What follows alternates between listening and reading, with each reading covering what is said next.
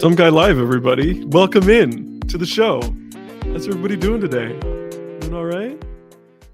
I'm doing Jamie, great. what's going on? I'm doing even better after we've opened with some sweet tunes, man. That was really good timing on that music. That was really Dumb Guy Man, Live. I nailed it. Yeah. Incredible opening for the show. Murph, are you audible? I'm here. I'm here as always. Let's ride. All right, good. You're here. Here, as always, I'm not sure if that's actually the case. Hey, man. he's See, not always here. I miss 1 So- week. I missed 1 week, and now I'm never here. So that's just how it is. Yeah. All right. Yeah. No, you cannot see Murph today. I'm sorry. He's what would be funny to talk about right now? I'm currently with the Nelk boys in Trump in Miami. Great UFC card. So, I don't want to show my surroundings. It's just not.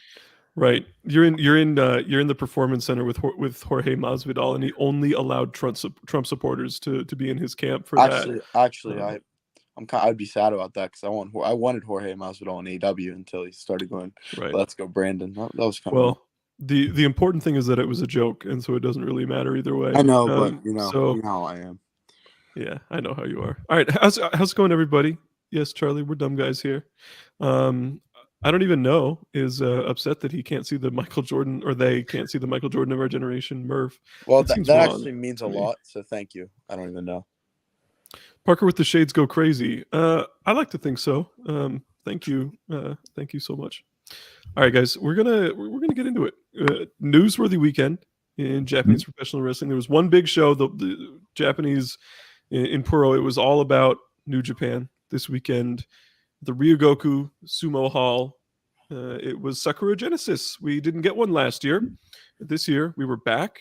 Classic card, right? 5 title matches, just some high profile undercard tags, and this was back to pre-pandemic Sakura Genesis, and it's pretty much the most well received New Japan show in years. I mean, it's been a just I think those final 5 matches, each of them.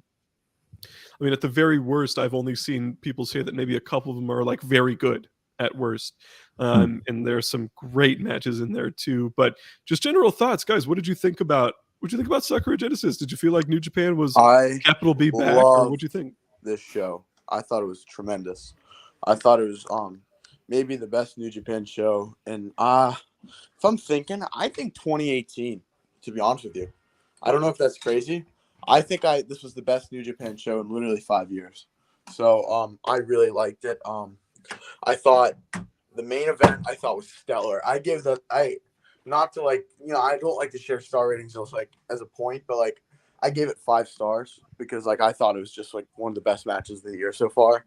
I'm a big SANADA guy, so that show really capped off my enjoyment of seeing SANADA become a world champion, which I never thought would happen, which is awesome. And the tag match was great, and we'll go down the card, but this show was really awesome, and this felt like a New Japan big show of old, which is really what I feel like we were trying to get to.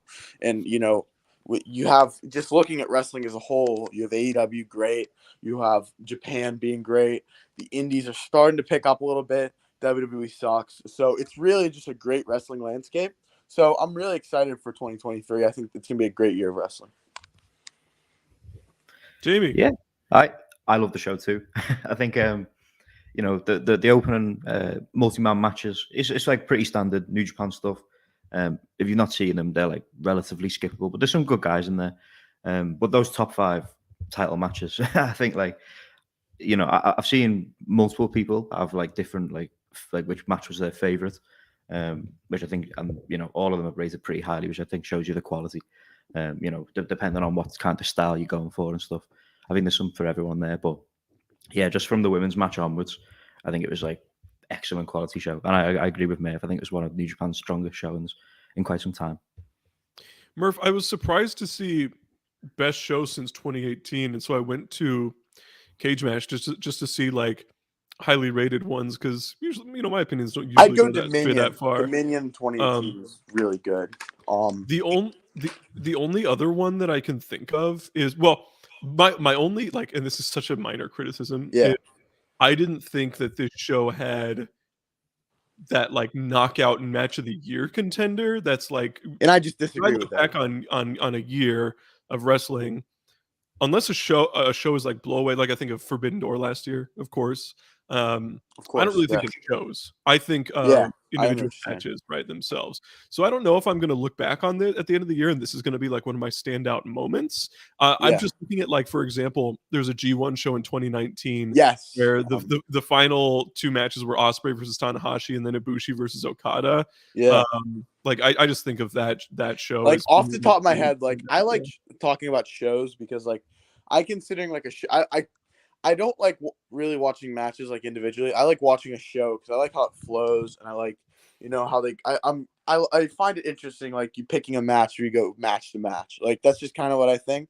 And off the top of my head, the best New Japan show other than this during the post pandemic would be the 2020 not post yeah, pandemic but like since this the like 2020 Okada, Shingo, yeah, Ibushi, it was Suzuki, the G1 Osprey, show from Osaka. Yeah, it Osprey was Taichi, and then was it yes. Cobb and Ishii? Yes. Yeah, That's the show that's I can think of off the top of my head. But as a guy that appreciates the show, and I didn't even talk about Shota, which I thought was Shota's best career performance. This show was really checked every box for me, and I feel very happy of the state of New Japan right now. Well, let's go bottom to top here. Let's when we do our reviews, we always like to go in chronological order. There's the second through fourth matches I don't think are really worth talking about. The opener was pretty fun. Just sort of a shuffle match, like they called it like a Grand Prix celebration, 6-man tag essentially. The teams were Tanahashi, Desperado, and Yo versus Suzuki, Great Khan, and Toru Yano. So there's obviously like the Yano comedy was there, but just some interesting teams like Tanahashi and Desperado is a team that you would never ever get otherwise, and Suzuki and Okan, and of course you have the Yano Suzuki interactions there too. And I just thought it was fun. Like I wish promotions did more stuff like this. Everything's pretty by the numbers a lot of the times in Puro, and so I think when they step outside of their bounds, it can be enjoyable. It's good fan service, I think. Yeah, I think if you're gonna open these cards with like a few multi-man matches, at least try and like mix things up because they can get a bit formulaic. And I think that was the case with like the later multi-man matches. It was just kind of like your standard New Japan early card stuff. So yeah, I enjoyed this. I like the Suzuki and Desperado teaming up in the early stages, despite being on other teams. Yeah, it was great. But yeah, it was a fun opener. Let's move past the other undercard stuff. Let's get into the meat of this. Let's talk about these 5 title matches here. 3-way match for the IWGP Women's Championship. There were some people hand wringing a week ago about whether they would get time and whether they would get the focus that they deserve. I think not only did they get plenty of time, but they made the absolute most of the time that they got here. Mercedes Mone successfully defended her title in about 14 minutes, taking on Hazuki and Azumi in that 3-way match. I don't know. I'm going to kick this one off. I hope everybody realizes, like, I think people should consume wrestling how they want, and I think people should do what they want. This is one of those rare times where I'm like, I really hope people realize how lucky they are to have Mercedes Moné, Sasha Banks, like who many consider to be the greatest Western women's wrestler of all time. The Mercedes Stardom run, or the Mercedes Japan run, was like a pipe dream for a long time. Like nobody actually thought we were ever going to get it, right? And if we did, maybe it's only against Kairi and it's only against Mayu, and not that wouldn't be great, but there's so much more we can do with her in Japan, right? And so to have this just great 3-way match between her, Azumi, and Hazuki, it was absolute high speed to a T, back and forth, tons of cool, like essentially moves done to both opponents where you're able to like establish yourself as an advantage. Otherwise it becomes kind of contrived when you're Sasha has Mercedes has the bank statement on, and and you could have somebody like break it up, put it on both opponents, and you have Azumi does the same thing with the Fujiwara and all that type of stuff. I thought that was really enjoyable. And I know I mentioned this last week, but just specifically seeing Hazuki and Mercedes have interactions just meant a lot to me as a wrestling fan, as somebody who's followed Hazuki's career from just about the beginning, and somebody who's followed Sasha's career from just about the beginning. To see those two interact was really, really cool. I thought this match was fantastic.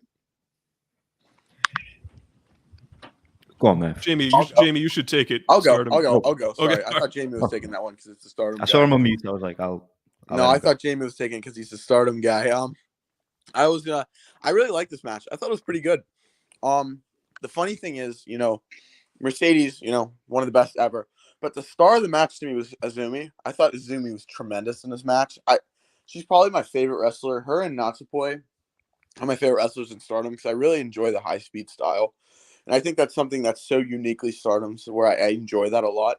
But I didn't understand what Dave was saying. I love Dave, but I didn't understand what he's saying. Like Mercedes was like the worst part of this match. I thought that was kind of ridiculous. I thought she was. I did too. Like, I don't know. Like, I thought she washed the other two in charisma. No offense to Hazuki and Azumi, who are charismatic in their own way. Of course, yeah. But in the ring, I think she. Like, I didn't think there was any definable difference or distinction between any of the three. No, I agree. I thought Mercedes was tremendous, and I thought everyone was tremendous in this match. I'm not a big fan of three-way matches. It's not really my favorite, stipulation. I thought it was good, and a very good match. But Mercedes, I'm really enjoying this run, and I'm gonna enjoy it while it lasts because who knows if it's gonna go much longer, and we don't really know. So I'm just gonna enjoy it while it lasts. See what happens. I love this match. I don't think that's too big of a shock for anyone who's kept up with this podcast. I'm a huge Stardom guy. Like Parker said, it was just incredible to see, Azumi and Hazuki in particular, who stepped away from wrestling for a little while, get this spotlight with someone of the caliber and the star power of Mercedes. I think on Dave's point of maybe Mercedes not like keeping up with the other two or being the worst part of this match. I think she's working heel in Japan, and she's kind of like I think she was a perfect base for Hazuki and Azumi to get the shit off in this match, which I think she did perfectly. And also Azumi in particular being like pretty much Stardom's ace of the high speed division. Like more than half of Stardom's roster probably don't keep up with Azumi in terms of like the pace she works at. Like she's so good at that kind of style. So I think using that as a criticism, like I don't really think that's like the most valid thing. I think that kind of like almost anyone falls under that category against her. Well, no, I thought it was really great. And yeah, it's just another amazing defense for Mercedes. I like the finish. I wasn't a huge lover of the I forget what she calls it, the finisher, the moneymaker initially. I think obviously she botched the first attempt of it at Wrestle Kingdom, but I kind of like what they went for here. I don't know why she just doesn't use the bank statement, which I think is like a universally great finisher. Like I don't really like the new finisher. I'll say that. That's if I have one gripe with the match, I don't really like the moneymaker, but she's really thinking outside of the box, and I really like it for the most part, like outside of that finisher. Lamora, I'm going to get to your super chat in a second, but see, even this so I think Dave was more talking about athleticism more than anything because he noted that Mercedes has more star presence than the other two. Even that, like, that doesn't compute with me based on what even just in this match, like Mercedes is one of the best athletes in women's wrestling, like ever. Like she has incredible speed. She hits hard. Like her striking is fine. I just noticed this during her entrance. Maybe it's just because I'm so enthralled by her as like a star, but like how effortlessly she essentially like poses herself on the ropes and like she's just kind of like a feline stance and it's like hard to get your leg up there. You know what I mean? And so stuff like that is like I just don't buy it. I don't really get where he got that. Maybe he saw a report or something that said that, and then it was kind of in his mind. But regardless, it's one dude. It's okay. I still love Dave Meltzer, even if I disagree with him there. And then back to Lamora, $5 super chat. Remember, guys, if you give us super chats, we will answer your question, comment, anything like that. unlike a lot of the other shows, we are able to spend a lot of time on the super chats and really like get into your questions if you have them. That's not a knock on anybody else, but that's kind of what we like to do. So send them in if you have any questions, anything like that for us. So yeah, $5 super chat from Lamora. Shout out to the big three. Were you all surprised that Azumi took the pin when Hazuki was a late addition to the match? Why do you think she was added? This is a good question. I think, Jamie, you should take this one. Specifically, that second part. Why do you think she was added? I mean, I wasn't. I mean, I think Azumi is. If it's between her and Hazuki, like she's the pin eater of the two. So why? But yeah, why do you think? Why do you think Hazuki was added? Yeah, I mean, it's a question about myself. I was also surprised Azumi took the pin. I think like a lot of people, when because obviously initially it seemed like we were going to get a singles match. And then Hazuki was, a late addition. And I thought, okay, Azumi's a champion at the moment. I don't know how long. I see that because she's the highest speed champion, right? She's got a title match coming up pretty soon this week. But so I thought maybe they don't want to pin her just yet. So they added Hazuki, who I like to see Hazuki get some big wins. She can lose, and she'll get the rub off just being in this match alone. So yeah, it was a weird one. In terms of why she was added in that case, I don't know particularly, but I think she deserves it. So it's not something I'm like complaining at. I think she's had a really great year. I think even going back to last year in the 5-star, I think she's one of the standouts, particularly in the early run. And then the white belt match she had earlier in the year with Saya Kamatani, I think was a really excellent match. Excellent. I think a lot of people who were just kind of like maybe just getting into stardom for the first time, maybe based off the whole Mercedes thing, I saw a lot of like fanfare for that match. So, I think it was just a nice showcase for her, but I don't really know in particular, but I'm not complaining. I like this comment here, and I hope it's true, setting Hazuki up to win a title this year or have a big title challenge. I hope so. The roster's so good. With Mina Shirakawa likely in line to be the next white belt champion, I know she's way improved, but I really hope it's not that long of a reign. I really would rather. There's like so many other people on the roster I'd rather have be the white belt champion than her. So Hazuki would be near the top of my list. Yeah, I would have loved her to win in their last challenge. It truly is an embarrassment of riches. That roster is stacked, and it just keeps getting stacker. More stacked. Sorry, it's just getting stacker. Yeah, right? I don't know what else. Yeah, that's fire, dude. All right, let's talk a little bit more about this show. So I was on a time crunch, so I just watched the matches and skipped like all post-match stuff. Did Mayu come out after this, Jamie? What? Yeah, so Mayu and I think Momo Kogo were second in this match. That's good. Yeah. Momo Kogo did not challenge Mercedes. Momo Kogo turned 38 this weekend. Happy birthday, Mo. Yeah, but Mayu got into the ring after this one. We already knew the match was coming because it was announced for the April 23rd show. She'd be challenging whoever came out of this match. And I think we all knew Mercedes was winning. But to see that visual of, the woman I think to be the best American women's wrestler of all time against like, a modern day, arguably the best of modern times. And even maybe going further, you compare it to like some of the real, All Japan women's legends and stuff like that. I think she's right up there. In Mayu Iwatani, I think it's an amazing visual, and it's just like seeing that visual really is like the final confirmation this match is actually happening. So that was quite surreal. I'm so excited to preview that card and go over it on the show. We'll do that. Will it be next week or the following week? It'll be next week. It'll be next week. So. The next weekend. So that's so exciting. It's going to be great. All right, let's keep moving down this card.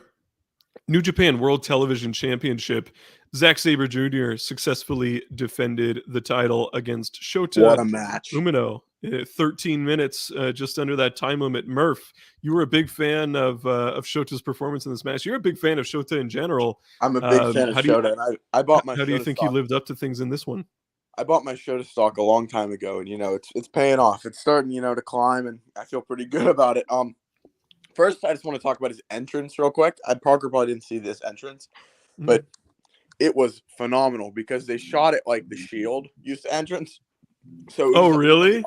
He was on the opposite of the hard cam, and they like showed him walking through the concourse, and then they panned to him just walking out, and these fans just went crazy when he walked out. That's Like sick. I love it. It was an awesome entrance. That was like my first thing. And then he wrestled his ass off. He means this belt is so great. Like, I'm not going to be a guy who's like, oh, I like short matches only, but seeing these guys work in under 15 minutes is just so like exhilarating.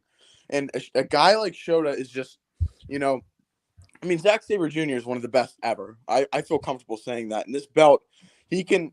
I think when Zack Sabre Jr. has longer matches, like he tends to grapple a little too much and like do too many holds for me. But here he's forced to move faster and work faster, and that's really like my liking. And you know, Shota, who I mean, everyone was down on Shota after the match with Naito. It was a terrible match. I get it. But Shota's still one of the best prospects in wrestling. And I legitimately think by this time next year, he will be an IWGP World Champion.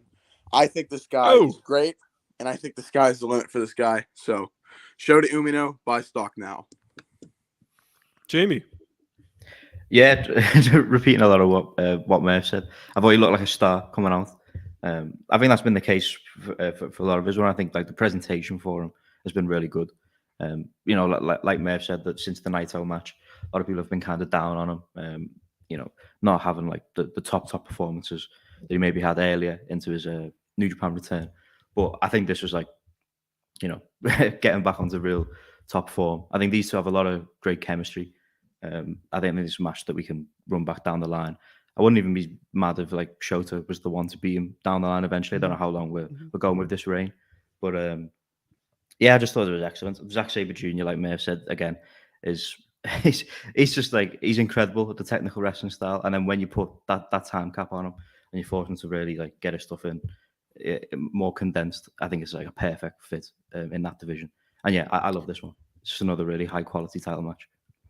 So taking a peek ahead to the main event, obviously Okada versus SANADA, they had a really long extended series in 2019. And I think most people would say their best match in that series was the 2019 G1 match that they had against each other, where SANADA was able to win it right at the buzzer, essentially with the moonsault and get his first win against Okada until today, or until this week. And I think that is something that New Japan just hasn't explored that much. And what I mean by that is, I think time limits are great in wrestling. I love time limits. I think they just add so much, right?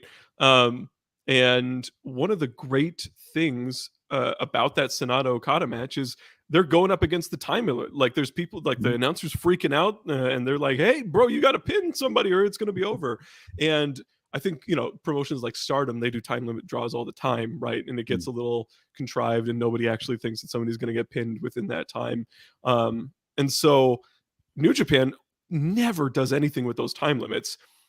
And I think this TV title is them exploring that concept and scratching that itch of, okay, what if you get 12 minutes into a 15-minute match, 3 minutes away from the time limit? How's that closing stretch going to look for two of our wrestlers in one of the best rosters in the world? And I just love it. I think it adds so much drama, so much excitement, intensity. I would say the crowd was as excited for the closing moments of this match as they were for anything else on the show except SANADA's win in the main event. And that's saying something, because this was a great show with a lot of big stars and great matches and moments on it. So I love this title. I love Sabre. I think I do see some of the show to criticism. I still don't think he's all the way there, but I wouldn't expect him to be all the way there because he's like 25, and that's okay to not be all the way there at 25.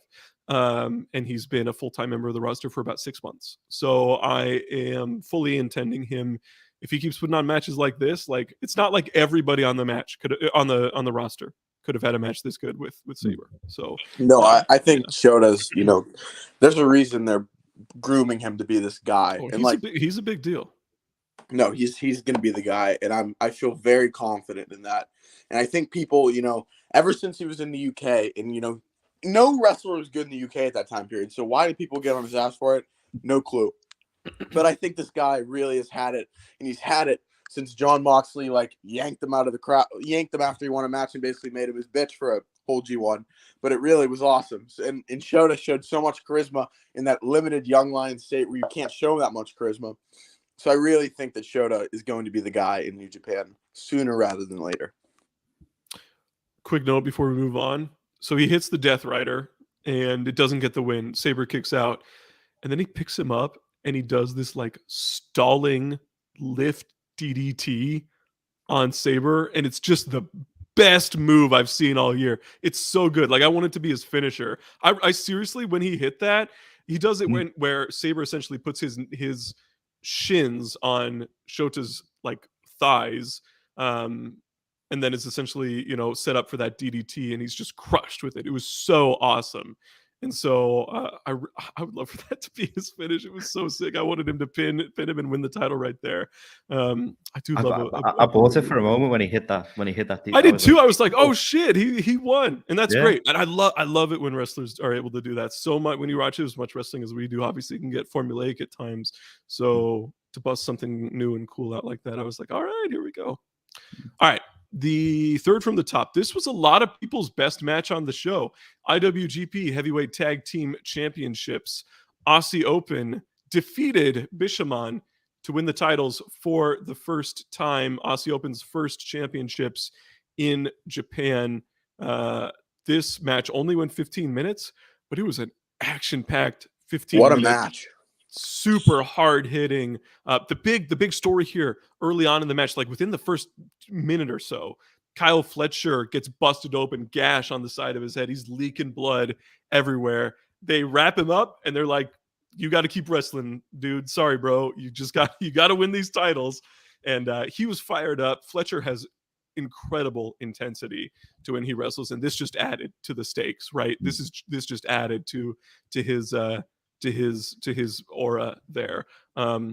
I thought Kyle Fletcher was the best part of this match, and that's saying something because I thought everybody was great in this match. But I'm just really happy for Aussie Open. I was talking about it last week. They were pegged for a 2019 World Tag League spot. Mark Davis tears his ACL. They lose out on that chance, and then the world changes, and the pandemic happens, and they're not able to come back to Japan for a long time. And now they are probably the premier tag team in the division. They are probably the team to beat. Obviously, they're the champions, but even in like a kayfabe stance and how they're going to plan them going forward. I'd go as far as saying this may be a little too hot. I don't know yet. So far, Aussie Open is the tag team of 2023, in my opinion. I think they have been in singles and as tag. Mark Davis and Kyle Fletcher in AEW and ROH everywhere. They are my tag team of 2023 as standing in April. This is one of the best tag matches I've seen all year. And I thought I love the title change. I think we all kind of thought it was going to happen. And it's for good reason. Because I think they're more exciting tag champs than Bishamon. No offense to them, who's a great, solid team. I think they're more exciting than FTR, who we knew weren't going to be able to do that much as IWGP tag champs. I think they're one of the most exciting tag champs teams in a long time for New Japan. And so, I love this match and I love the title change. Yeah, I loved it too. I think obviously it's an unfortunate injury, but it's one of those rare cases. And, you don't want to see anyone get hurt, seriously. But I think sometimes an injury like that can kind of like up the intensity and the quality of a match. I think this was the case here. I think it really fired Kyle Fletcher up to keep going, and he did an incredible job. Like you said, I agree with you. He was probably the best part of this. I've loved Bishamon. I like them in the tag league this year. I think they had a great title defense against Okada and Tanahashi of all teams. But Aussie Open for a while now have been one of the best tag teams in the world. I think it's like about time that they get one of the top tag team championships in the world. I think it's long overdue. So I'm really looking forward to what comes next for those two. And yeah, just a deserved win and an excellent title match. I think it's probably it's either my second or third favorite tag match of the whole year so far. I think the All Japan one from earlier in the year. Yeah, the All Japan one is number one for me. I'd have to go back and look and see what else. I can't even think because there have been so much good wrestling this year. There's already been like a ton. I really enjoyed the tag match with Mai Hime and 7-Up from earlier in the year. You're like way high on that match. You love that one. I thought it was excellent, but that's kind of where I have my top three tag matches of the year. I don't know if it would count. Go ahead. No, you go. Okay. I don't know if it'll count, but the reach for the sky That's ladder. exactly what I was gonna. So we were arguing about the same thing. Yeah. Yeah. The Supercard of Honor ladder match. That's number one for me. Yeah, I see. That's what I was gonna put. That's what I was gonna say as well. I think I would put that ahead of this. But just Agreed. slightly. Like it's split in hairs at that point. That This reach is a to the great sky match. ladder One of the matches. five. Like if we're in April and you have one of the 5 best tag matches of the year just far, that's a-okay. All right. Question from Chi-Town Spurs, $5 super chat. Who would you guys have Aussie Open face at Forbidden Door? This is a great question because there are a huge number of excellent tag teams that we could see in a match like this. But it's tough because like so many of the best teams in AEW are really protected. And you wouldn't want them to use to lose or something. I have like a pretty out of nowhere one that I think, in 2023 would be a pretty good match. Okay. The Acclaimed. Well, that's what here in that we have a chat that suggested the Acclaim. Yeah, right there. I think that I have no doubt that match would be great. Acclaimed would be cool. I'm just trying to think of who else. Maybe something like Jericho and Garcia could be fun. I would go Jericho and Guevara personally, just because I think Jericho that'd be a better match. Or Guevara and Garcia, right? Something like that. Mm. I think, but there's so many people on this roster that it's What about my dream would. Yuta? See, I was thinking some BCC combination. My dream would probably be something like Moxley and Claudio or something like that. But you couldn't pin either of them. So yeah, I don't know. You could also do like if Ospreay is going up against Omega at Forbidden Door, Young Bucks. You could do Bucks. So I was about to throw in Lucha Bros, and then I remembered that might not work. that one probably. But also, won't happen. you could put the ROH tag belts on Aussie Open easily because they spend a lot of. That's time a good on point. ROH. That would actually be pretty fun. An ROH I would IWGP. do that again for both belts. They did do that obviously last year with FTR, but Aussie Open are present enough in both companies that I have more faith that they would make it work than FTR did. So I wouldn't hate that at all. But there's so many like Roosh and whoever would be sweet. I'm just thinking of people who could lose, like Takeshita and whoever. You know what I mean? Just people like that. Thank you for the super chat, Chi-Town Spurs. Appreciate it as always. Second from the top, IWGP Junior Heavyweight Championship match. I would say out of the 5 matches, this is the one getting the least buzz so far. And yet I still thought this one was great. I think I'm going to do my victory lap. Can I do my victory lap yet? That Robbie Eagles is bad? Yeah. What? I thought this match was great. It was like Takahashi trying to carry him. Like it was kind of sad watching it to me. Jamie, break the tie. I liked it. I really liked it. It was, to be honest, it was probably my least favorite of the 5 title matches. But like I said earlier, before we got into the matches, like I loved all 5 of them. It's a super high bar. It's not a knock on this match. Yeah. To say It just shows you the quality of the show. Yeah, saying it's my least favorite of the 5 doesn't mean I think it's bad. I think it's really great. I think I gave all 5 of the matches. Yeah, it's ridiculous that I'm saying this because I literally thought this was like a 4-star match. Like I'm not going. Well, that's why I'm like, what victory lap? Like even though it's a great, maybe it wasn't as great as the Leo Rush match, but I don't know, dude. Yeah. I spoke. I sound ridiculous just because I pop, but I don't like Robbie Eagles, but he played his part well. I still think even after WrestleMania weekend, Adam Brooks would be 2 times what Robbie Eagles is in New Japan's junior division. But I like Adam Brooks, but I'm gonna stand by that. Adam Brooks should be the TMDK member, but it was a good match. It was a very good match, but it was mostly on Hiromu, not on Robbie Eagles. This was the most traditional layout and structure of any of the title matches on the show. Ton of Robbie targeting Hiromu's leg, which I really enjoy. I think it works out for a match like this. I also think that Robbie's just better at being kind of ruthless with it than a lot of people in his division.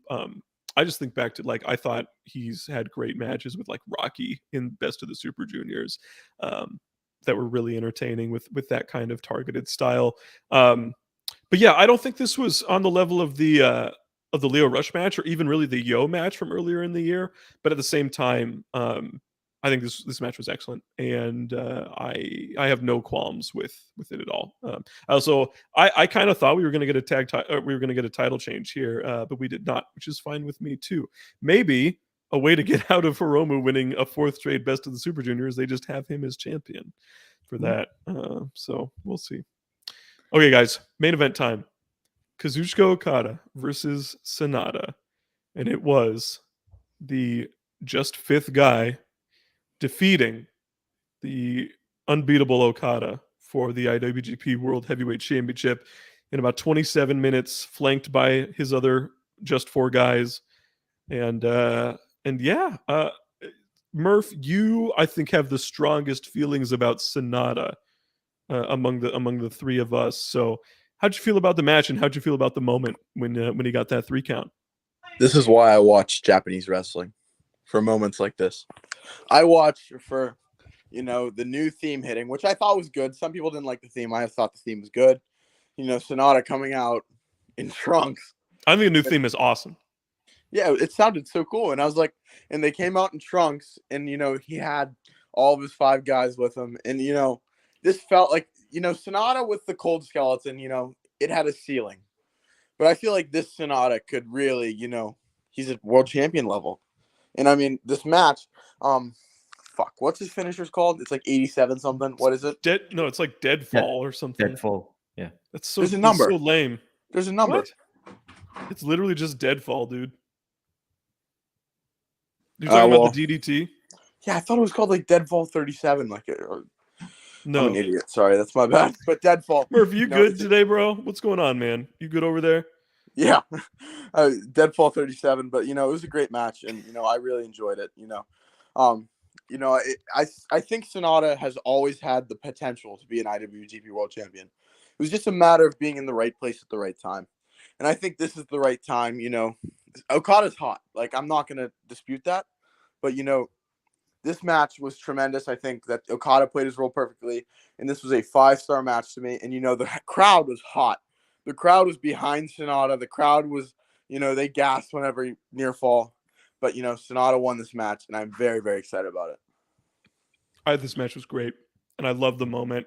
I didn't think it was going to happen. Jamie called it again. Jamie's like on a hot streak with calling these title matches in Japan. But man, the moment was just great. I mean, the moment getting SANADA his win, it's an inspired bit of booking. I feel like I've talked about this multiple times on the show, but it's good to be predictable 90% of the time. You want the fans to know, like, you want stories to make sense. You want the fans to have a good idea of what's going to happen, but you always want to leave that little bit of doubt that something can change, that a title can change, that Okada, the best wrestler of his generation and the most dominant champion in Japanese history, can lose to anybody on any given night. SANADA's not one of their top 5 stars. It's arguable that he's not one of their top 8 or 10. And yet he comes in and he's got the fresh look. He wins the New Japan Cup. He's got the new stable. They're a cool stable. They're over, but they're not LIJ. They're not Suzuki-gun, right? They're not in the same mold as something like that. But then he does it. And we get all these callbacks to 4 years ago with the Shining Wizard. He did the Shining Wizard. He does Muto. And with Muto, his specter is looming over Japanese wrestling right now because he just retired and he's the last of his generation still going at any real, high level. And with him gone, he's been all over Noah and he's been all over New Japan as well because they were so fundamental to his retirement road, not to mention the fact that his Three Musketeers run was all about New Japan, right? So that looming over is the big change too. It's almost like Kaito couldn't do the Muto thing and beat Okada, but SANADA could. But then SANADA wins it his own way with the Deadfall, his new modified DDT, and I just love it. I just love the moment. I love the match. I love the hot crowd. Where it's Sumo Hall. It doesn't get much bigger unless you're talking about Budokan, Osaka-jo, or the Tokyo Dome. maybe Yokohama Arena, but Sumo Hall has more, history to it. This is it's the best building in Japan. I like It's great. Osaka Joe is great, but like there have been so many good matches over the years in Ryogoku, and it's just like when you win a title match in Ryogoku, it's a big fucking deal. I mean, so the delineation between the three that I think about, Tokyo Dome is all about the spectacle. This is as big as it gets. It's the granddaddy of them all, right? It's the Tokyo Dome. It's Wrestle Kingdom, January 4th. The Budokan has an aura to it that I think is really hard to beat, where this is like there's a mystique to it. The matches just feel more special in there. They feel more high stakes. It feels like an accomplishment when you run Budokan, like as a promotion. Is like what Sumo exactly. Sumo Hall to me has an edge and a grit and a personality to it that no other major arena except maybe Dominion Osaka Joe Hall can match. The crowds are just hotter at Sumo Hall. They're just more interested in what's going on than the other ones. Maybe it's the acoustics of the building. I don't know. Maybe it's the building itself. But just an awesome moment. Big time stuff from SANADA. As good crazy. It's as good as it gets. It's crazy. It's crazy that the top three champions in Japan right now are SANADA, Jake Lee, and Yuji Nakata. Sounds like three great champions to me. That sounds like that's like three. I love all three of those guys. You know what I mean? That's like if Dumb Guy Live booked Japan. Like we're the overseers of Japan. Give the SANADA for me, the Jake Lee for Parker, and I'm just gonna assume Jamie likes Yuji Nagata just to make it easy. But I really love it. Yeah, I love Blue Justice, but yeah, no, I loved it. Talking about those three champions, it just made me think that the three we've had before were all three of them you could consider like the current ace, right? You've had like Miyahara, Okada, Kaito, Kento, Okada, were the three champs just a couple months ago. Yeah, and now it's like what a weird time. But I wish Kai was Dreamgate champion right now because it'd make it even better if Kai was a Dreamgate champion. It'd be like all Muto. Yeah. But no, even though I predicted SANADA to win on this last podcast, as soon as the entrances started happening, I was like, flip-flopping around on who I thought was going to win. SANADA came out, he had the new look and all the guys with him and the new theme. I thought, like, he really looks like a star here. I was like, if there was ever a time to pull the trigger, it's now because he looks the part. And then Okada came out. I was like, fuck, man, it's Okada. he's not losing. You can never be sure that Okada's losing a match until it says 1, 2, 3. No, like never. Yeah, exactly. After Wrestle Kingdom 12, yeah, never. Yeah, exactly. Man, dude, I was in attendance. I was in attendance for that. Trust me, I know how crazy it can be. That's crazy. I'm mostly jealous that you saw the 4-way. That junior 4-way with. I mean, Omega Jericho is like the big one for me, and Omega Jericho was a big deal. But that 4-way, three great wrestlers, and but four great wrestlers, but yeah, that was a great show. What a show! But Okada is just like, and I'm not like saying Okada is like the same level wrestler as Roman Reigns. But I feel Roman Reigns is the same thing where you never know if he's if he's gonna lose because it feels like in Cena, like he has the Cena thing where like you deep down you always think he's gonna win the match and you cannot believe it until it's 1, 2, 3 in the middle of the ring. Yeah, this current run as well. I think that's even more. It's been like the story is that he's at the top of his game, unbeatable. Yeah, well, look what it was like with. With Kiyomiya, who we just talked about before, like Okada, anyone who Okada does not think is on his level, he's not like making them look good or anything. He's putting them down, like in quick time. So the fact that SANADA got this win, it was even more, shocking. Even though I called it, I was still shocked. I didn't truly believe it was going to happen. Like you say, until we got that 1, 2, 3, and I love it. I think it's very exciting for New Japan. I'm looking forward to see where they go with it because I think they've got potential to crown, a new top star here if they keep it going. Two more things from me before we move on to the post match here. Number one, I never ever watch Japanese wrestling live anymore. That's what happens when you have like a job. Is it's hard to wake up and do that stuff. But I just happened to wake up early enough. I usually wake up by myself around like 5 a.m. and then I'll just go back to sleep or whatever. And I woke up and I was like, wait a minute, Sakura Genesis is on. I could watch the show. And so to be able to see a moment like this live was just so cool. So cool. I think I've said out loud like, oh my God, no way. I'm like laying down in bed watching this, like, oh man. It's just such a moment. Awesome. Like it's such a moment where you're like, oh my God, they did it, and like how great is it? Like it's just a moment. And here's the last thing I'm gonna say.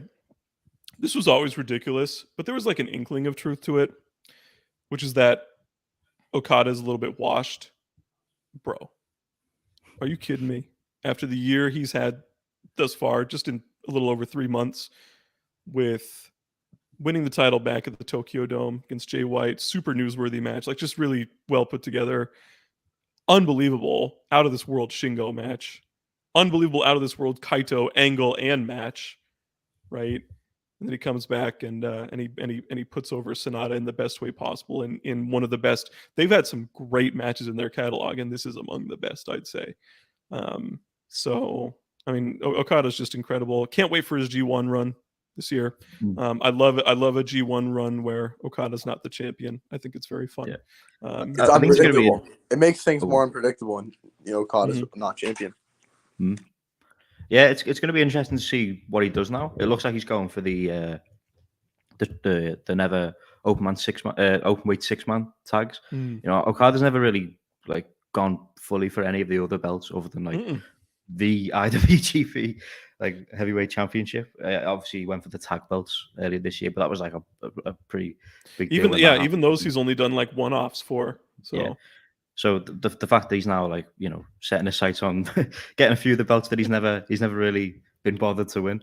I mean that's quite cool, and it also maybe frees him up for something slightly more interesting at Forbidden Door. If he's not the champion going in, you don't have to. Obviously he's still going to be well protected, but it'll be interesting to see what happens there now that he's probably not going to be the champion for that show. And the idea of the never 6-man is probably that he gets a special singles with Narita or Suzuki or even Desperado or something like that, and that's probably the end of that feud, right? The end of that little storyline. Okada v Narita. I love the sound of that. That sounds just like a lot of fun.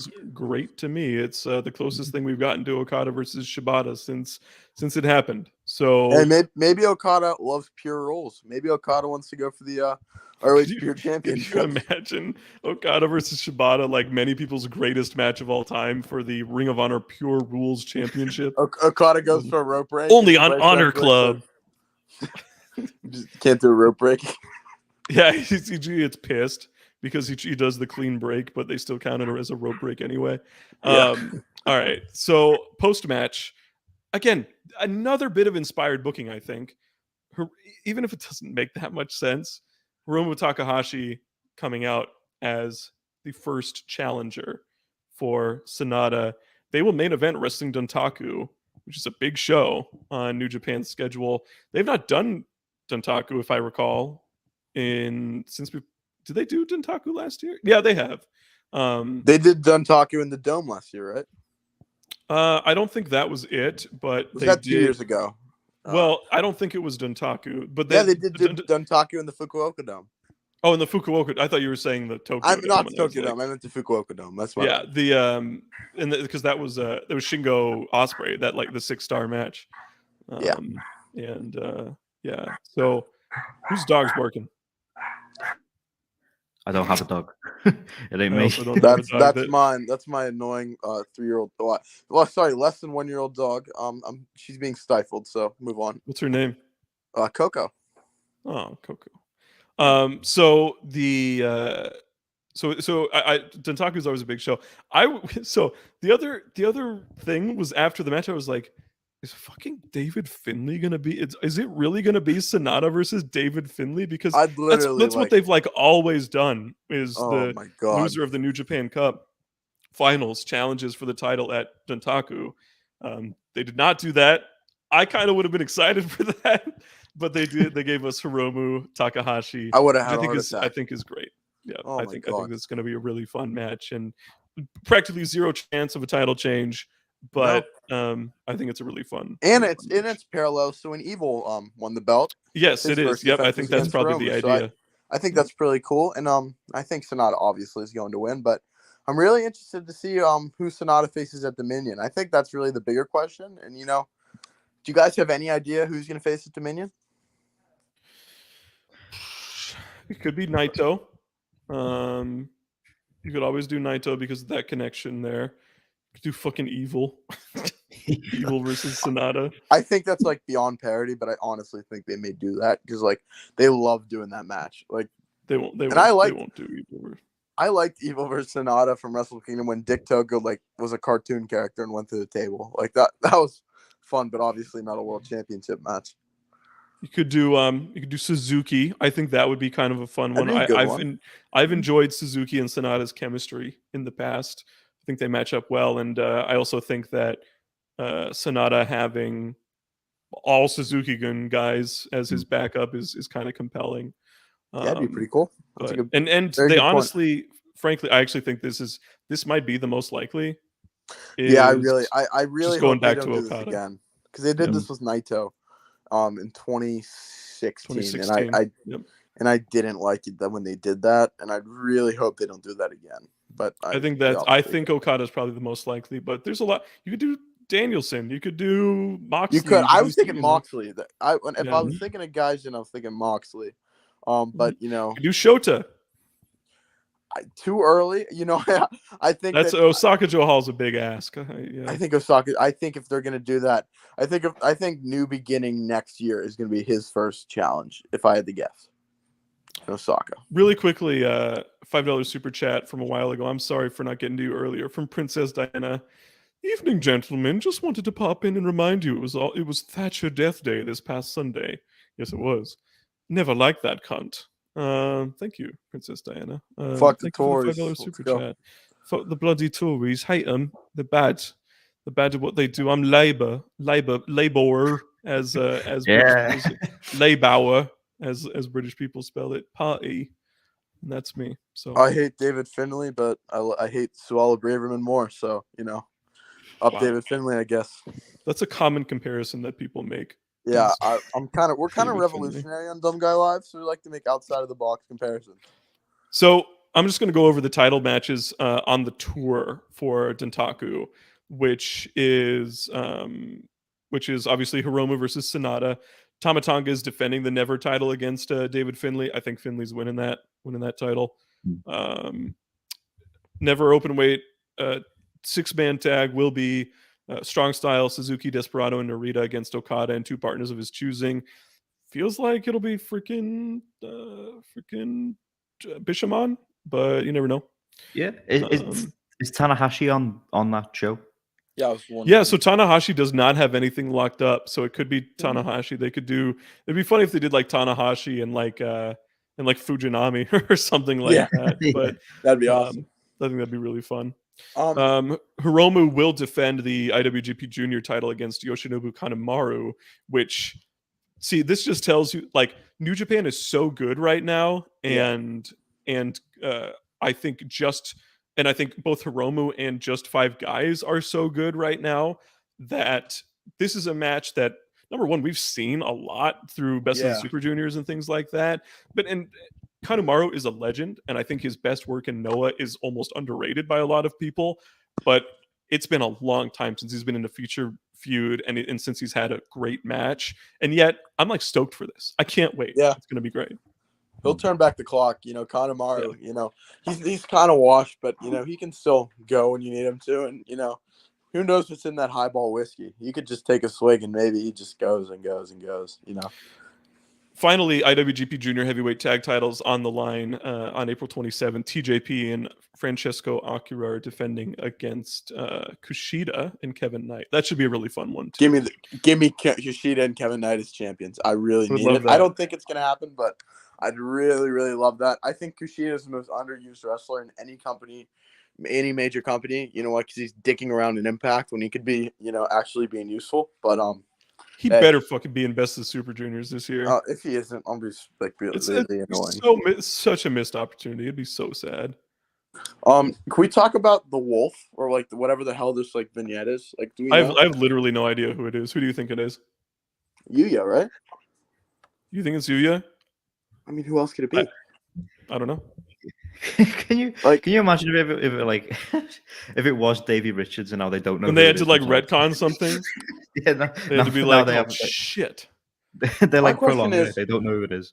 Can we talk real quick about All Together maybe coming back? Did you Yeah. guys see this? That's fun. What Notably, the- I haven't looked at the last 24. So Altogether was a co-produced show from the three main Japanese, historic Japanese promotions in New Japan, All Japan, and Noah. They teased a return of Altogether. I haven't gone back and checked, but if I recall, Noah did not tweet anything about this. Or like advert. Did they? put- Okay. Yeah. All three put like I think the exact same video out. I think. Okay. And I the don't red, think blue, they and green. It makes Yeah, sense. and so it's red, blue, and green, right? And so hopefully another super show. I mean, the interpromotional stuff we've gotten this year has been stellar already, and just people, people even not active interpromotional stuff, but more passive, like Nagata in All Japan is an example of that. I think has just been great. So more and more of There's that. been also one more New Japan show we have to preview in the DC show. See, I just pulled up the card. Yes, from Mr. Murphy. the little entertainment arena in DC. They're running a pretty nice card. Damn, this is a good ass card. What the fuck? There's like 80 matches on this show. I don't think I've seen too much of this card. Okay, So so this will be a nice surprise. so this main event is Bring me crazy. in. So it's definitely going to be Tanahashi as one of his partners for the Never Six Man. So the main event, this is such a wild match.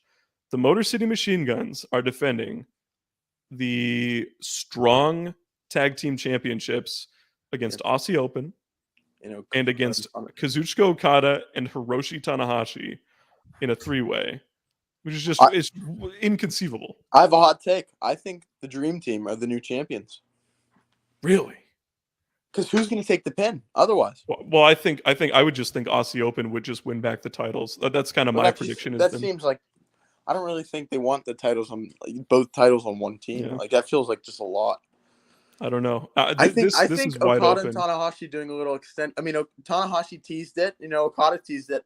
I could see them doing a little extended U.S. run. Having them as the champions. I mean, when Okada lost the title in 2018, he like became wacky and had balloons. Maybe this time he's just gonna be a tag team with Tanahashi in the U.S. So I mean, I think the Dream Team are going to win that match. I hope that I hope that Motor City Machine Guns are announced for Best of Super Junior. That'd be awesome. That's a good. Saban had a really fun one, and I think Shelley is even better than him in 2023. I think Shelley has a day job though. Maybe that probably gets in the way. I'm wondering if because he's like he works. I think he's he's like a paramedic. He's like a paramedic or something. Yeah, if so I recall, that's what I'd wonder. I don't know if maybe Saban could do it, but I don't think Shelley would. Sadly. So that's a really wild match. I'm just going to go over. We don't need to go super in depth because, to be honest, I'm not tapped into what New Japan does in the U.S. like at all. But I just watched the big shows. Yeah, exactly. Kenta defending the Strong Openweight Championship against Eddie Edwards. What a weird match. I don't think it's weird at all. It's like very Noah. And I think, yeah. Well, I think this match could be really good because I think Eddie Edwards like fits really well in a promotion like this, and Kenta can sometimes do it. I also think this match has the potential to be really boring. What I would say is 10 years ago, this would be a match of the year contender, but it's 2023 and Eddie Edwards dresses like, he dresses just real weird. I don't know why he does that. And he's not like a Noah wrestler like he used to be. And Kent's is kind of washed. So if this match is good, I'll be very happy with how this goes. But, I'm expecting I don't know if you guys formulaic. I don't know if you guys remember this. Also, Kenta's retaining. I don't know if you guys remember this. Yeah. A few years ago, Naomichi Marufuji showed up in Impact for like one match, and it was against Eddie Edwards. And they did it on pay-per-view. and they beat the fucking shit out of each other, and nobody cared one bit. Like the crowd was like silent during it. I don't know if anybody else remembers that, but I really hope we don't get that vibe here. We shouldn't, because it's a New Japan show. Yeah. Naito and Hiromu will take on Sanada and Yoshinobu Kanemaru. Sanada has barely done anything in the U.S. in his career, so I think it's fun that we're getting that now that he's IWGP Heavyweight Champion.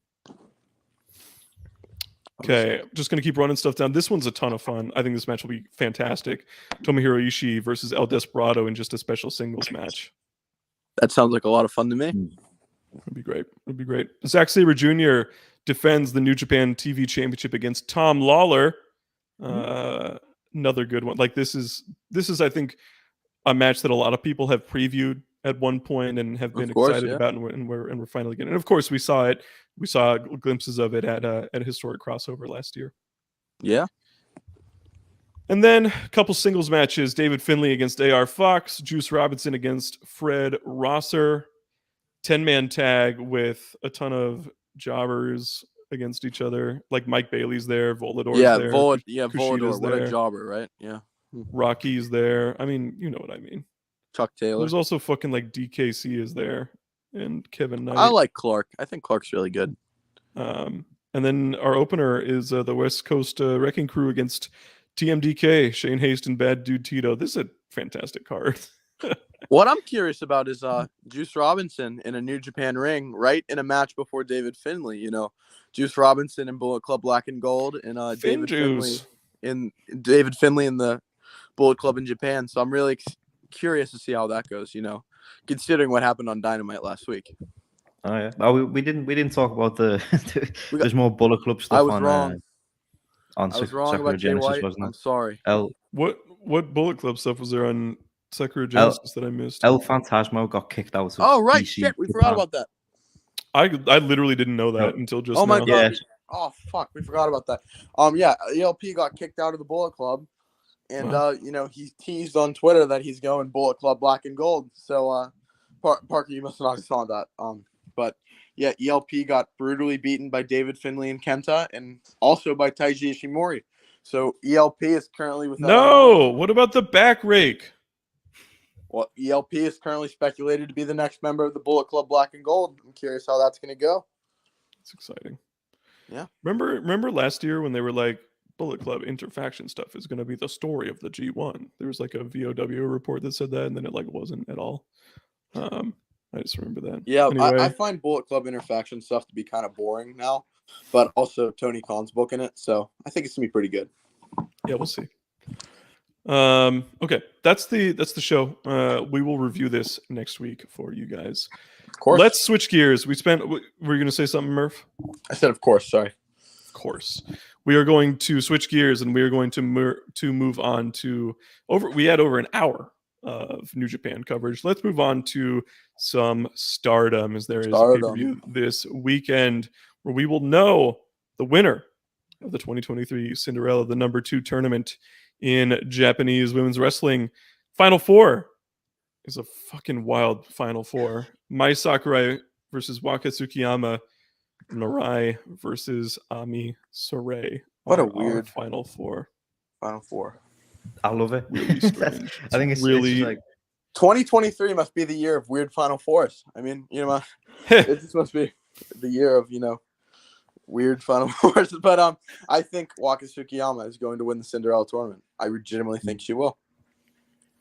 I think she's far and away the best choice. If I was booking, I think this is one of those moments where current New Japan, I'd have full faith that they pulled the trigger on Waka if they were booking, right. Stardom is so predictable, and they just lean back on whoever they can whenever they can. And so I'm just worried but the thing is, there's nobody here that you would expect to win. Mirai is by far the highest up in like kayfabe, right? But she won it last year, and it would just be weird to have Mirai win this thing twice in a row just to lose to Mina, right? After she wins the title, assuming that's where they go. But man, I don't know about that. I don't know. Jamie, what's your read on this Final Four? No, I think it's got to be Waka, and I have faith that it will be Waka. I think we touched on it a little bit last week as well.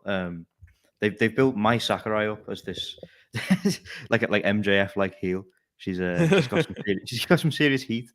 I think I talked about it last week. She's calling everyone poor and ugly, and I think this week it's just like one of the random house shows they do, and I think she insulted stars for I don't even know. It was like a Twitter translation, so I don't know exactly. Something to do with their education, and she got like serious heat on Twitter.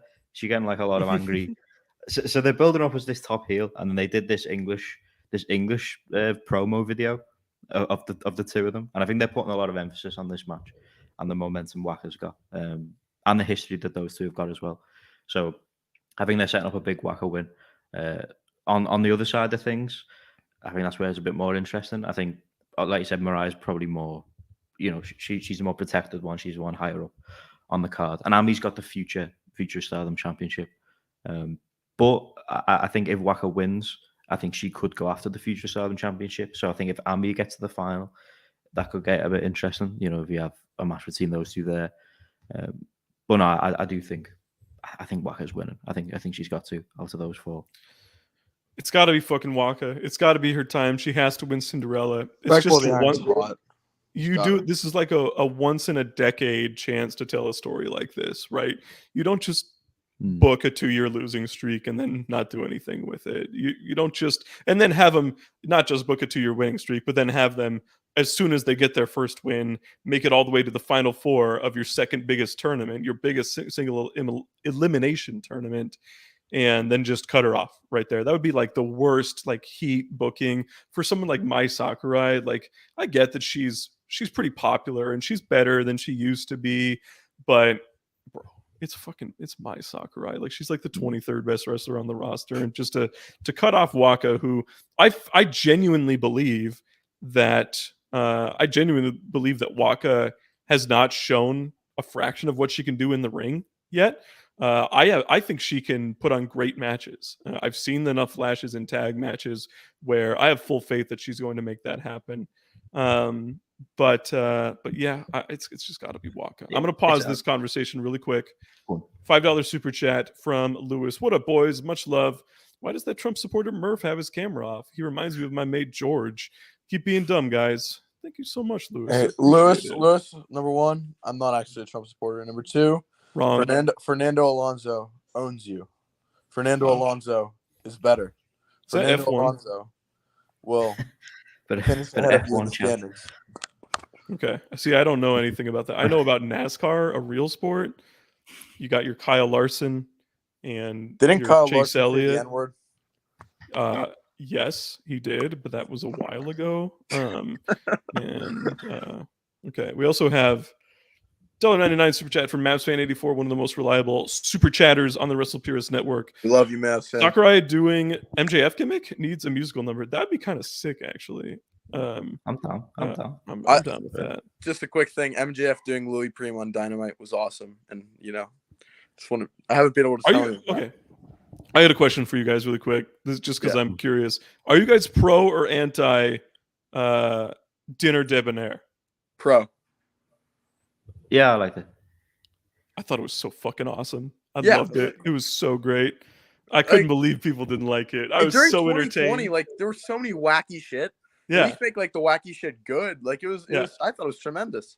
It's so good. All right, I love that. I'm glad we can agree on that. Okay. Yeah.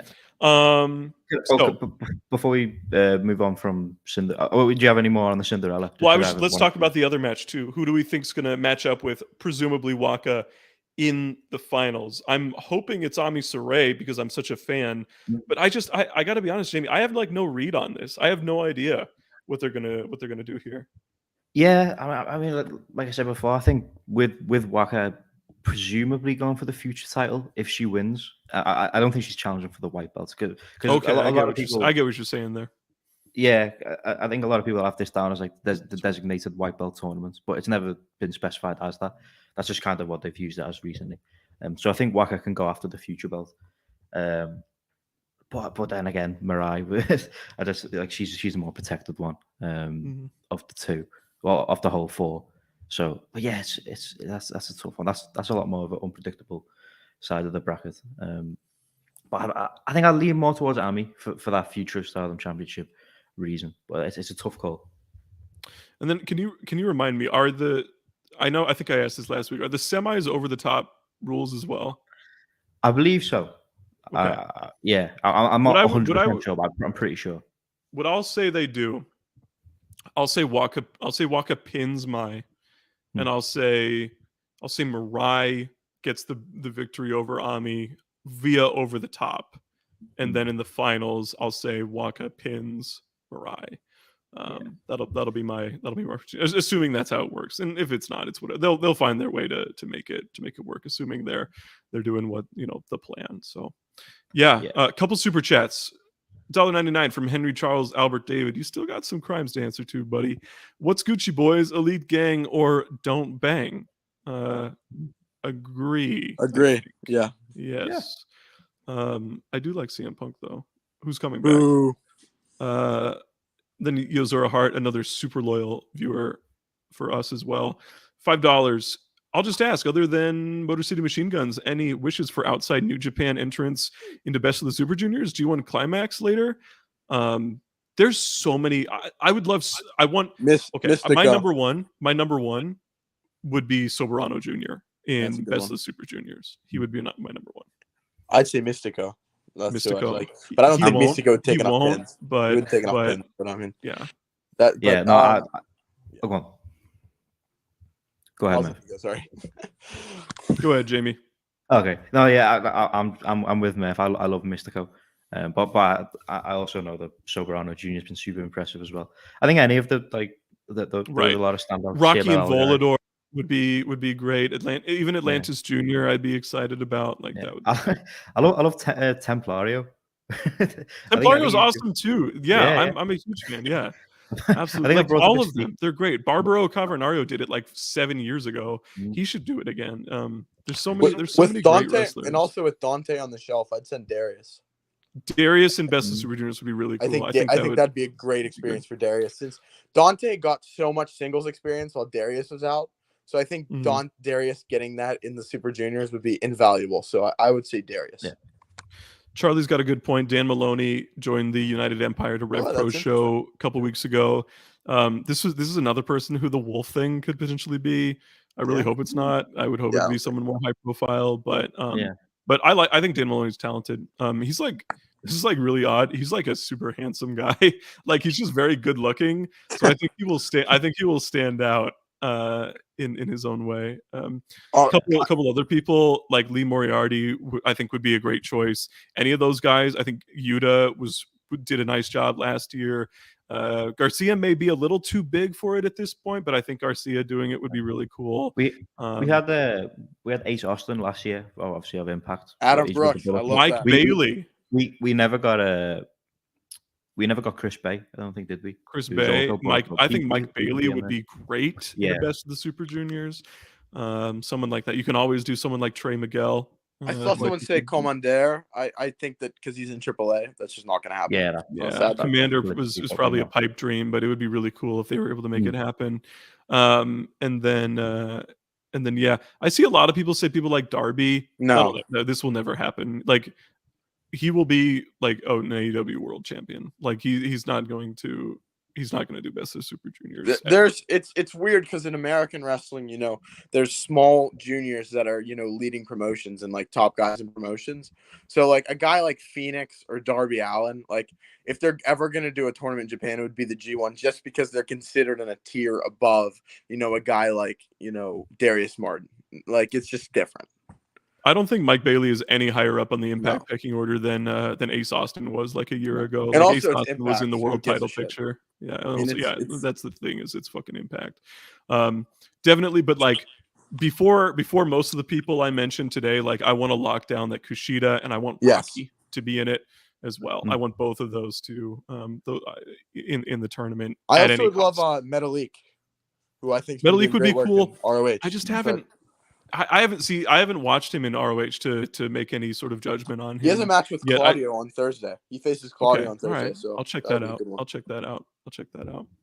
But there's so many great juniors out there. There's so many great smaller guys that I'd would love if a make for guy an from another excellent- company in Japan would be in there.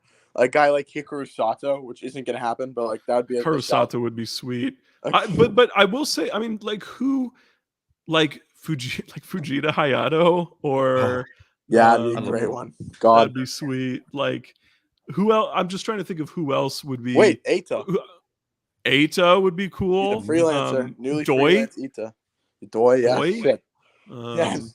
Any of these guys would be awesome. So there's like a ton of options. I legitimately think I- now that I bring up the name Eita sounds so like Eita would. I'm gonna temper work. my expectations. We've named a ton of really AR Fox, exciting that's people. That's a great shout, AR Fox. AR Fox, yeah, good. That's a really good call. AR Fox would be. We didn't, nice it's not too far removed from that. The All Star Junior Festival. We only recently, Right. That's back what now. I was just So- thinking of, Jamie. Yeah. So like there's a lot of guys. That was like a Hiromu produced show. Right? I'd So love maybe if our buddy sort Ninja of do Mac that. was in here. I would love Ninja Mac in a our Best of the friend. Super Juniors. That Now would be we're talking. incredible. Friend of the show, Ninja love Ninja fucking Mac. Yes, I think Al Lindemann would go again. It was Mm-hmm. weird that he did it while he was G-Rex champion. In hindsight, but he What would about- be, what about he'd be a great Kaito? choice. If Lindemann could do it, Ishida. Kaito You mean Ishida. Ishida? Yeah. Okay. I meant Ishida. I wasn't even thinking of Kiyomiya. No, see, I don't.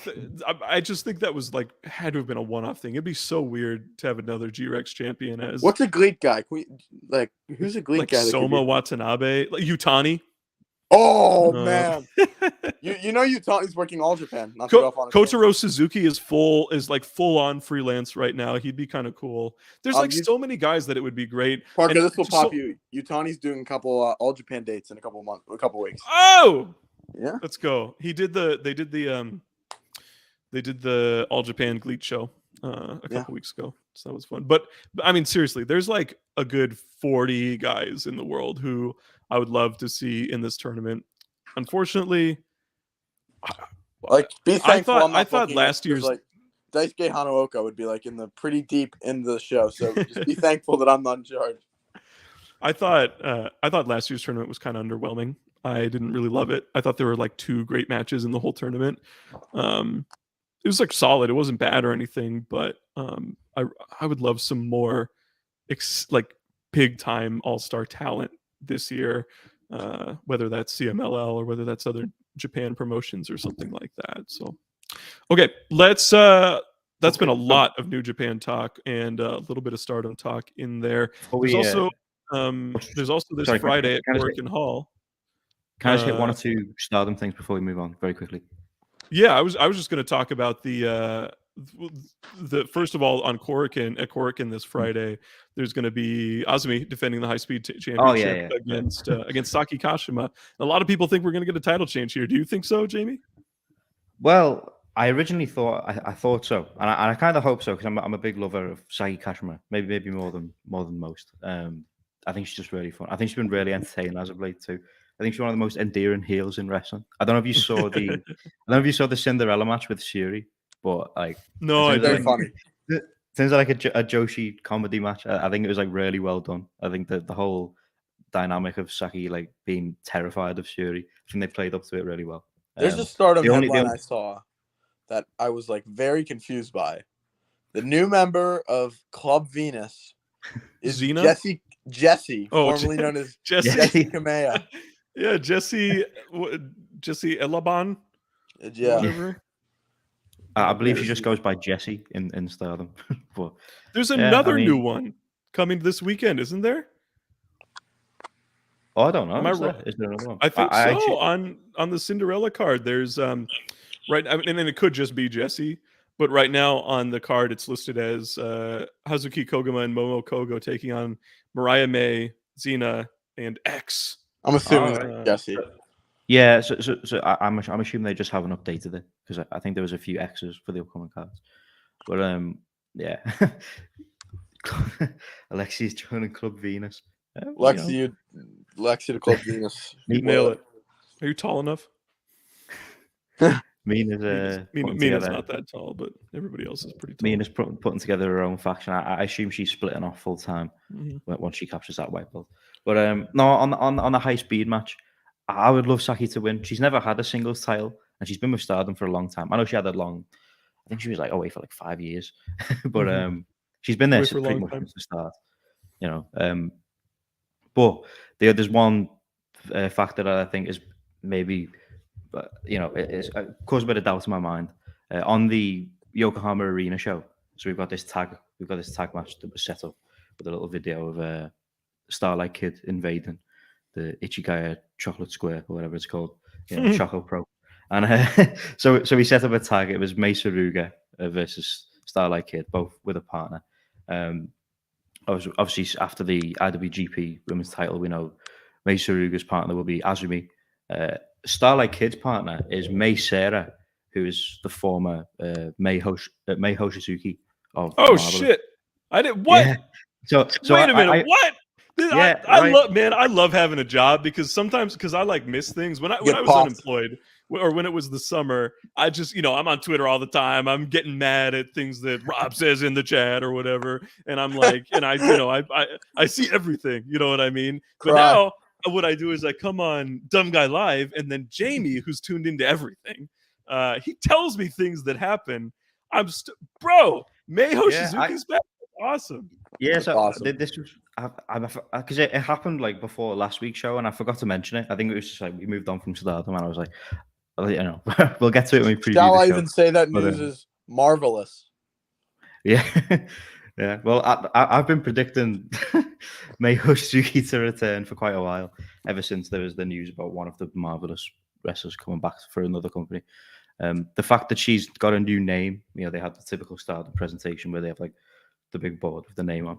I assume she's like signed. That's awesome.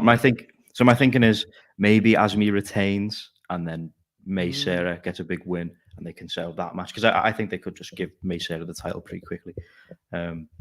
It sounds like they want Starlight Kid to move out of that high speed division, so give her a push up the card. So I think they could have Mei Sarah fill that void, but at the same time I would still love Saki Kashima to win. But they could even do like, if they don't. The thing about Saki is she's great for a flash win to win the title and make it a cool moment. But I think even you as a big fan would say that she's maybe not one of the best people in the division to have like an extended reign with it. So I think you could even just quickly put it on May after giving Saki the fun moment of where she wins it, and then you can conserve the Azumi May match for something bigger maybe. Yeah, I was just wanted to touch on as well. Also on that card for the day before the Cinderella, Konami's having their first singles match since Julia, I think, and she's against Waka, which is interesting timing. It's just weird, like because like is Waka beating Konami in her first singles match? I don't know. I know she's Stardom not around all the time. It's just so historically predictable. And they're booking so unconventionally right. They're booking like Noah does right now. Do you remember a couple years ago when Noah would do like GHC heavyweight title matches, and then they'd book them in like a singles match against each other like 2 weeks before at like Yokohama Radiant Hall, and they'd do like a 15-minute draw. It's just like, ugh. Yeah, this is just very weird. I have no idea what any of this, and it's sucked. I'm talking over you a lot this episode. I'm sorry, Jamie, but the thing about Stardom is they don't show shows live, and these are the time like when you book unconventionally. That's like the time where when I wake up, I'm not checking my phone. I just want to fire up Stardom World and watch the show, and we can't do that because of their upload schedule, and so. I think that kind of gets in the way sometimes, but yeah, we'll see what they goddamn do with Waka versus Konami. Yeah, it's going to be an interesting one. Konami's got a match on the following night, and I believe a UWF rules match against Shuri. I think on that Cinderella. Yep. Interview. Yes, that's true. So that'll be an interesting one. I believe they've done a UWF rules match before. I recall that being an SWA title match. Is that Budokan? Yeah, I enjoyed that one. I think Konami fits well in that style as well, and obviously Shuri makes sense for her to be in that kind of environment. But yeah, it is a shame with the way Stardom operates. I think they're owned by Bushiroad. The second they're now the second biggest, pure wrestling company in Japan, alongside New Japan as well. So it's a shame the Stardom World doesn't have live shows, especially when the show the following night will be a live pay-per-view. It's like they could do that live pay-per-view show, and the show from the following night might not be available. So it's That's like, crazy. Right? Yeah, it's just like it like sucks. I don't know if there's any other way to phrase it. Okay, that's the only other notable thing for Stardom this weekend is it's Himeka's last DDM match. Is on the Cinderella. So she's teaming with Julia, Micah, and Tekla to take on Cosmic Angels, Tam, Natsupoi, Mina, and Saki. So that's that to look forward to. I have not been able to catch much of Himeka's retirement road. I fully plan on doing so one of these days. But just on paper, everything they've done with it has been stellar, and I'm glad that she's getting the opportunity to go out on her own terms like this. All right, y'all, it's that time of the week. The only other big show this weekend is Noah Green Journey, Jake Lee defending the GHC heavyweight title against Katsuhiko Nakajima. Just a really exciting match. Sounds cool great. matchup that we haven't seen before. Nakajima is between the ropes one of the most exhilarating wrestlers in Japan. So I think it's a strong first defense for Jake Lee. But let's get into our signature segment. Everybody, it is time for the Beast of the Week here on Dumb Guy Live. Jamie-san, let's start with you. Ooh. So obviously we've broke down that Sakura Genesis card. All 5 of those title matches were excellent, and I could really pick like anyone from any of those matches. Pretty much, I don't think anyone had a bad showing in any of those. So it's a really tough call. So I think I will go for someone on that card. I don't want to go for the really obvious one. I think I could, but maybe one of you two might go for it. But I don't know. I'm gonna go. All right.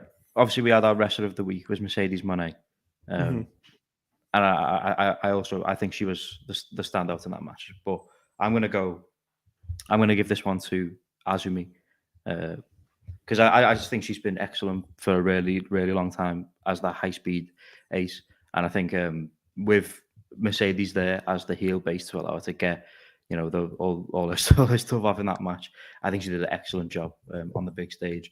Like we said, not someone who you'd have expected to ever get that shot against Mercedes. We didn't know how many dates she was going to run, and you'd have assumed it would have been like just all the top, like the faction leaders and stuff. So to see her in there, and Charles, I could have given it to Hazuki as well. I'm splitting hairs between those two. I wanted to give it to one of those two, but I'll give it to Azumi. But it is a close one. But yeah, she's my Beast of the Week. I'm going to hold my thought on Beast of the Week for just a moment here. Down in a nice super chat from MavsFan84. Think we'll ever get the Shibata Okada rematch? No. I never want to. It's fucking wrestling, dude. I never want to say never. Shibata's like 40.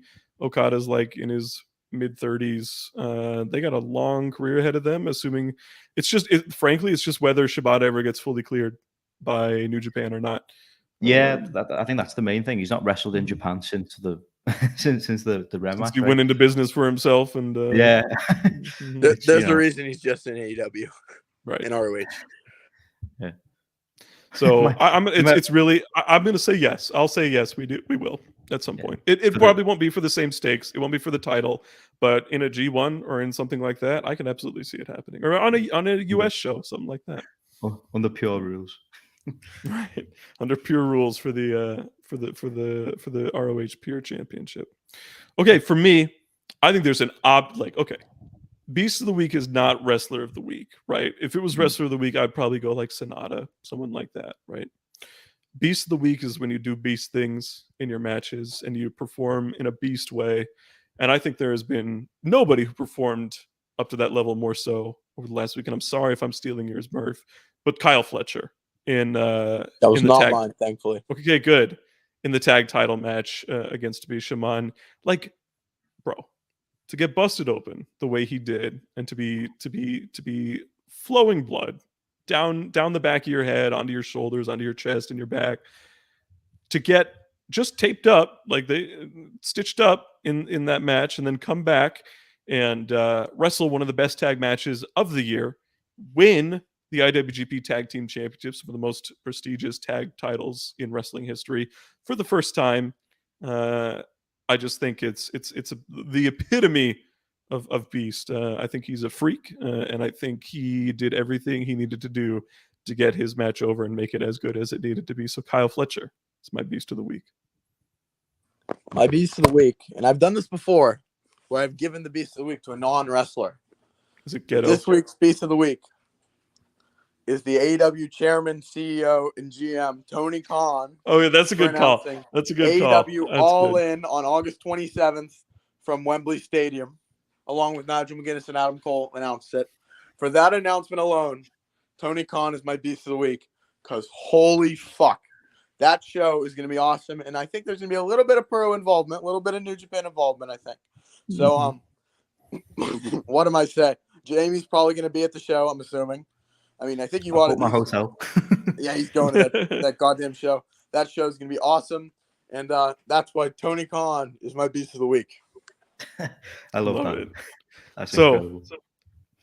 Azumi, Kyle Fletcher, and the big man himself, Tony Khan, are our Beasts of the Week. That's a great choice, Murph. That's inspired booking right there. Good job. Good job out of you. Thank you. I don't know what it was love this our week, choices. but I just felt like I needed to give Tony Khan a. It was the right call. It was out of nowhere, and then when you said it, I was like, "Of course, it's bro." Yep. How much more beast does it get than announcing Wembley Stadium? I literally said in the chat that day, I was like, "What are you crazy? It's not going to be Wembley Stadium." I Crazy. I couldn't believe it. Like, it was like, I what couldn't the believe fuck? it Yeah, either. there was like a brief moment when Adam Cole said it, because like obviously I think there was a Fightful report a little bit earlier, and in the report it said Wembley Arena, which is like smaller, a lot Much, more. Like, it's about a tenth of the size. Yeah, it would have been a lot more reasonable if they'd have gone for that as their fair. You know, you'd have understood. It's their fair show outside of like the whole of North America. So there was a moment where like I didn't take it in. I was like, "Oh, Wembley, yeah, that was the report from it," and I was like, "Wait." No, if I have like, one request, like in that stadium, please sing "Abide with Me" before the show, like it's the fucking FA Cup final. My one guess, my one hope. Please give me that, Tony Khan. Thank you. Let's fucking go.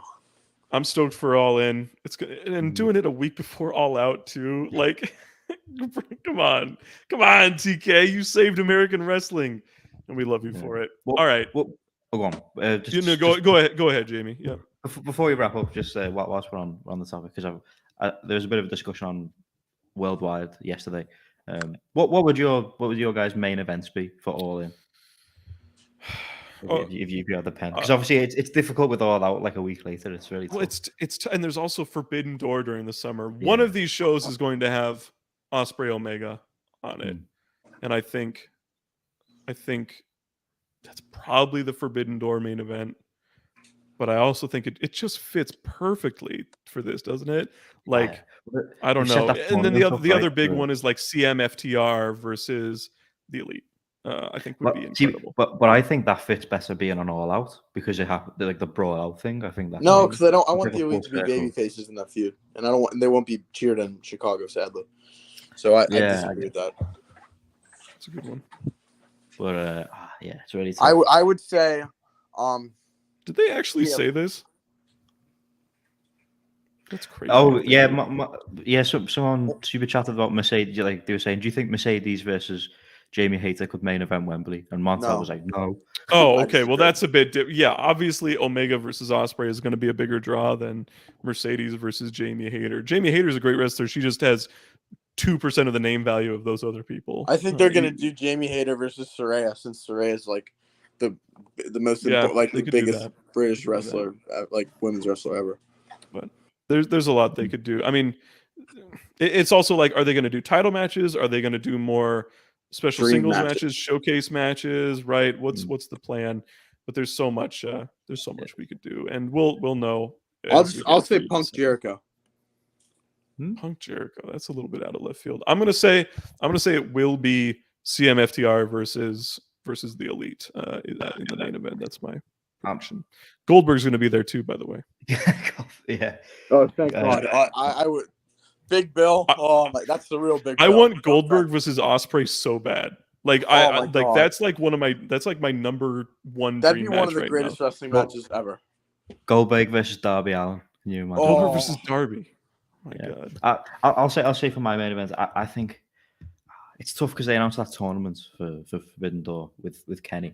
But I'm gonna say Tanahashi's gonna win that tournament. I think he'll upset. I think that's a good Ospreay. shout. I think that's a good shout.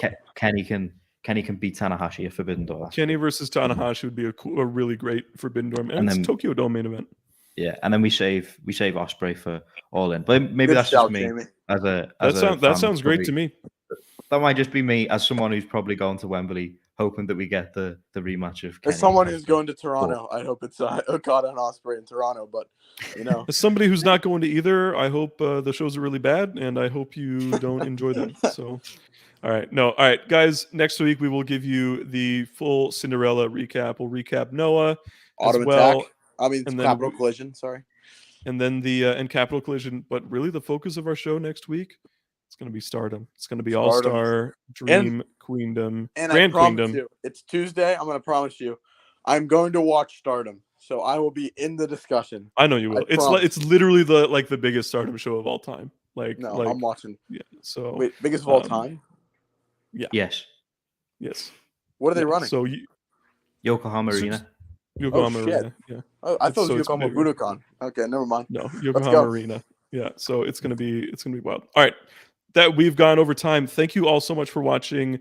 Thank you for listening. Thank you for super chatting. Please, this is like very contrived thing to say, but like please like the video. Monty tells us that's the most important thing. I don't know shit about YouTube. I just come on here and talk about wrestling, but I love trust it. I trust Boss Man Montel to tell us what to do. So please do that. Please comment and all that type of stuff too. And if you're not subscribed, subscribe. We go live like 5-6 times a week, and I think all of our shows are really good. So all right, until next week, thank you all for being here. Stay dumb. You know what, guys? I said the outro and then I didn't have the outro ready. So for now, see you next week, everybody. Stay dumb.